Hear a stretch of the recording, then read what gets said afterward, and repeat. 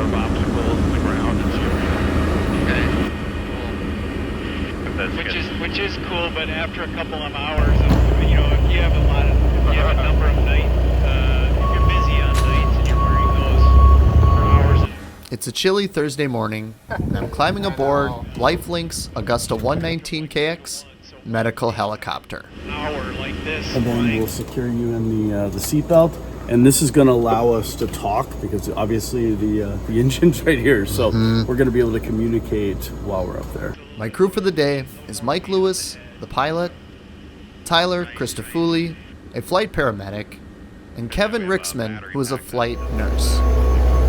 These men are part of LifeLink's first responder team, and they save lives.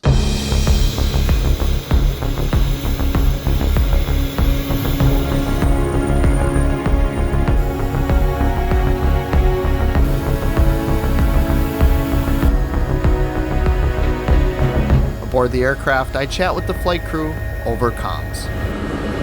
They talk a lot about the stressors of flight when you first start flying, Cory, and it's like when you're in the back of an ambulance or in a hospital, it's pretty quiet, But like here, we're all talking to each other through microphones. You got the engine right above your head right there, super loud. I learn about everything from flight procedures to the history of LifeLink, which became a nonprofit medical air transport in 1985.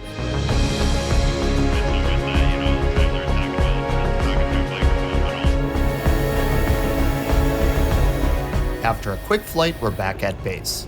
Inside the hangar, I chat with Melissa Brodeur, the regional clinical manager. We are staffed 24 hours a day, 7 days a week at all of our base locations. And at each one of our bases, we have always a paramedic, always a nurse, and always a pilot. 911 receives a phone call, and then the counties that we work with have an auto launch, multi-vehicle accident or cardiac arrest, that sort of thing. They'll automatically launch a helicopter. LifeLink has a rich history dating back to 1979. Their mission, however, has not changed, and that mission is to provide safe and effective air medical transport.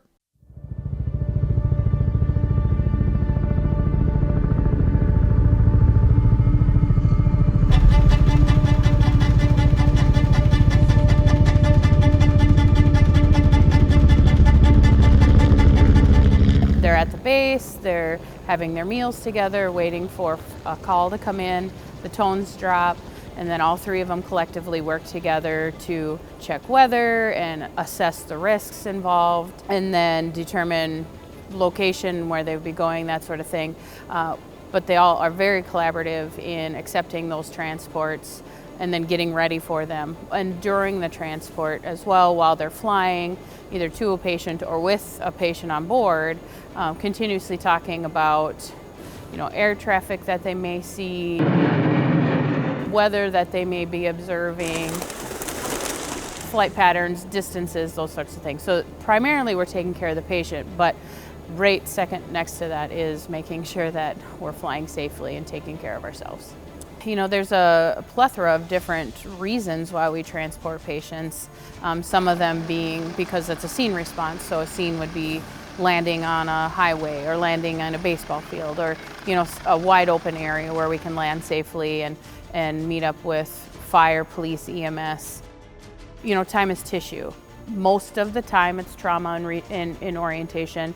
The farther out state you get, we do run into some scene responses where it's cardiac, so heart attacks and strokes. To the general person, LifeLink is an ambulance, but in a helicopter or in a plane.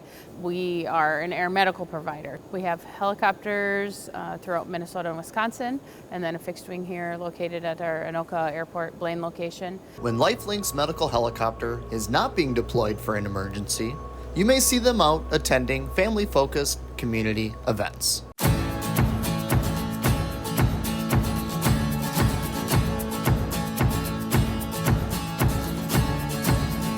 Thank you to LifeLink for their dedication and helping others through air transport medical services. For more information, please visit them at lifelinkiii.com.